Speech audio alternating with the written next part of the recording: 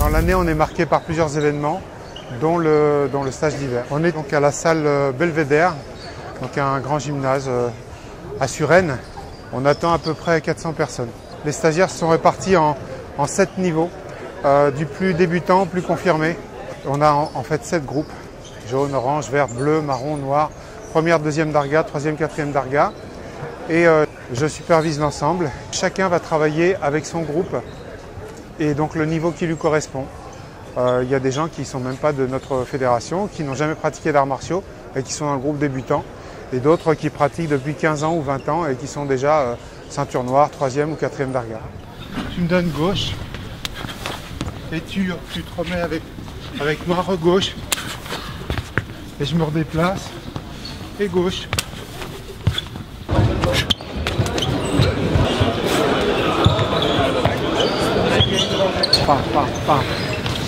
Voilà, tout petit peu d'intention, tout le monde a de quoi travailler selon son niveau, donc comme je l'ai dit plusieurs fois, par soit petit niveau, soit moyen, soit plus grand. Et puis c'est l'occasion pour les enseignants, c'est une des occasions de se rencontrer, de travailler ensemble. Nous ici on fait les révisions du programme technique 3e et 4e darga. On est plus ou moins tous enseignants, donc on n'a pas forcément la chance de pouvoir s'entraîner dans nos clubs respectifs. Donc ça nous permet ici de venir nous entraîner entre nous, entre professeurs, et de travailler nos passages de grade. Et puis de voir les erreurs qu'on a peut-être qu'on commence peut-être à faire par force de répétition sans être corrigé par d'autres personnes. Ça reste le maître, quoi. Voilà. Tous les détails les plus pointilleux, je pense que c'est celui qui est le plus à même de pouvoir apporter, de pouvoir les apporter au niveau des corrections, au niveau des mouvements. Char restera quand même toujours au-dessus. 1, 2, 3 et 4. Après, je peux éventuellement réfléchir à autre chose.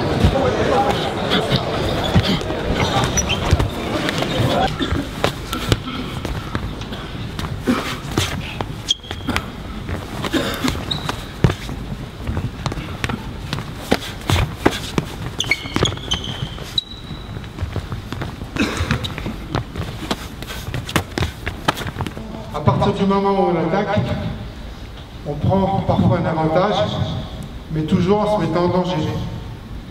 Là, c'est un danger relativement important, puisque les coups de pied sont hauts, et donc le risque de se désunir est plus grand. Je travaille, je suis en garde, bon, je reste en garde. C'est un stage international, c'est-à-dire qu'on a des gens qui viennent d'Italie, d'Espagne, de Suisse, de Portugal et autres, même de Finlande. C'est une manière de se réunir, c'est un partage, c'est un échange d'informations. On a tous des bases communes, cependant, chacun va apporter une petite touche, une petite note, qui va faire progresser l'ensemble, qui va faire évoluer la discipline. Ce mélange est excellent. C'est au moment où je suis en haut qu'il avance. Parce qu'au moment où je suis en haut, je suis obligé de faire ça. Je ne vais pas arrêter en haut. Je vais poursuivre par l'élan. Ici. 1, 2, 3. Oui, là c'est bien. De nouveau. 1, 2. Voilà.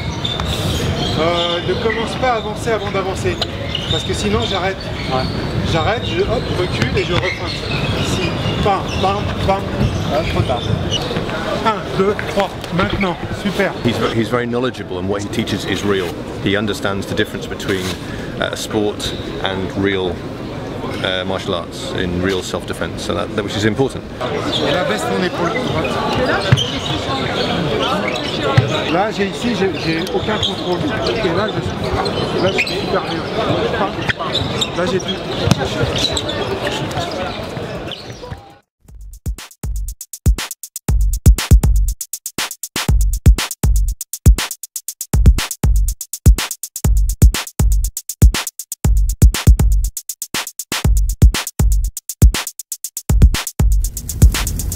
Donc le Krav Maga est composé de principes très importants, des principes qui ont été vraiment mis au point par Emil Hertenfeld. Et ces principes sont à double tranchant, parce qu'ils nous permettent une grande liberté, mais la liberté ne peut pas être bénéfique si elle n'est pas accompagnée de rigueur et de connaissance. Imi, lui, il m'a donné une façon de réfléchir. Et cette façon de réfléchir, je l'utilise encore aujourd'hui pour tous les apports bénéfiques que nous proposent les autres disciplines. Par exemple, en jiu-jitsu brésilien, on a des trésors de connaissances apportées sur des générations, et ça serait rétrograde et très négatif de ne pas en tenir compte. Donc, on tient compte de ces principes et de cette richesse qui nous arrive, mais naturellement, puisque notre objectif c'est la self-défense, il va falloir qu'elle soit adaptée, non pas à un sport avec des règles de compétition.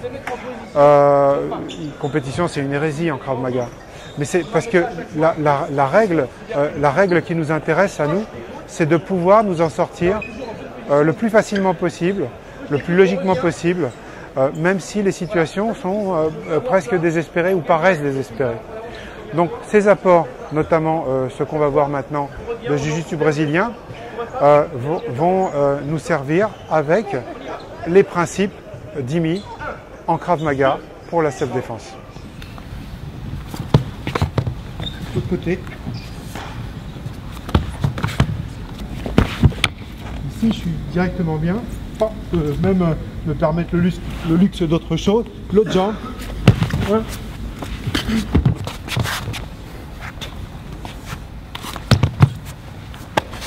L'autre jambe, de l'autre côté.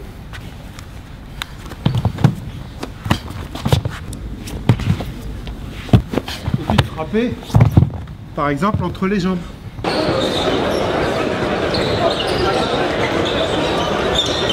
Je vous rappelle un petit peu les consignes. Alors, les coups de coude au visage ne se sont pas donnés, ils sont contrôlés. Les coups de genoux, les coups de tête également au visage contrôlés.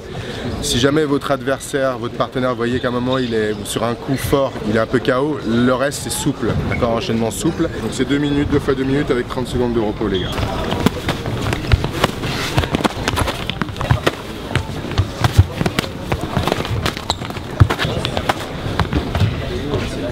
Quand vous prenez au parti, vous faites un pas de retrait en arrière, d'accord? Pour le signe. Tu as pris, tu fais un pas. Tu bloques pas comme ça. Ok. Tu fais un pas en arrière. D'accord. C'est autorisé? Ah oui, c'est conseillé même. On fera beaucoup au parti. Il faut qu'on apprenne à se protéger. Donc on est bien protégé, on a la coquille, hein, donc on les sent, mais ça va. Même quand on tape fort, la coquille, on a des coquilles qui sont correctes, donc ça protège bien.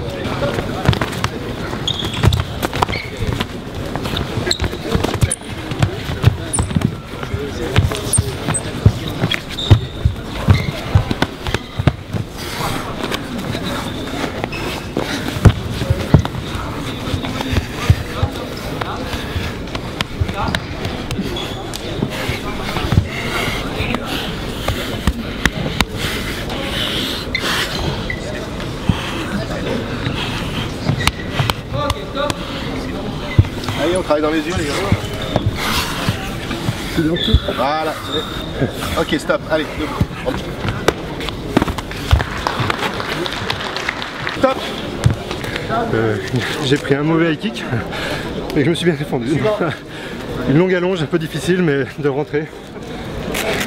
Il y allait tranquille. Je me suis blessé sur une esquive. J'étais attrapé de ses jambes, du coup j'ai saisi. Après bon, je sais qu'il est bien meilleur que moi au sol en principe. Du coup là vu que j'étais dessus, j'avais un petit peu d'avantage. Donc c'est pas trop mal passé par rapport à ce qu'on a pu s'attendre. Ok. Prochain combat. Allez, stop. Ouais.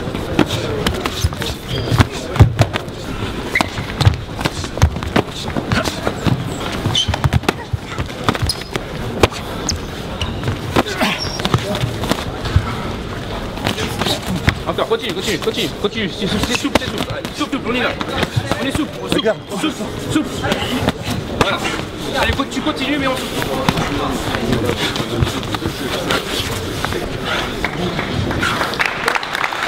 Quelqu'un qui n'a pas l'habitude de se prendre, d'aller au combat, de se prendre des coups, d'en donner, de toute manière, le jour où ça lui arrive, ça va être tendu pour lui. Hein. J'ai pas abandonné, faut jamais lâcher le morceau. Et pour moi, c'était hors de question. Alors, il était vraiment bon.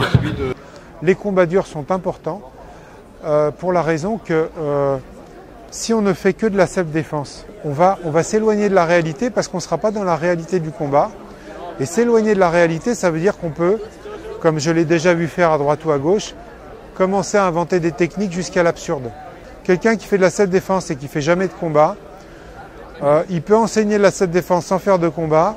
Il n'aura pas appris à recevoir les coups, il n'aura pas appris à s'en défendre, il n'aura pas appris à aiguiser sa vision, non pas sa vue mais sa vision des coups qui viennent sur lui, ses réactions, sa coordination qui va suivre, esquive et défense contre, esquive et contre en enchaînement. Il n'aura pas appris à gérer ses émotions et il n'aura pas appris à gérer non plus sa dépense d'énergie avec ses émotions. On sait très bien qu'en 2 minutes, un combat peut nous amener à l'épuisement total. Mais l'entraînement au combat et la préparation psychologique va permettre parfois de durer beaucoup plus longtemps. Et on le voit chez tous les combattants éprouvés de toutes les techniques, kickboxing, boxe thaï, MMA, ils peuvent durer très très longtemps parce qu'ils ont une excellente condition physique et aussi parce qu'ils savent gérer leurs dépenses d'énergie.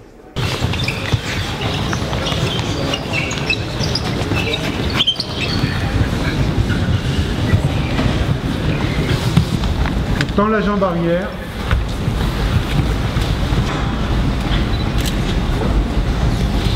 Épaule.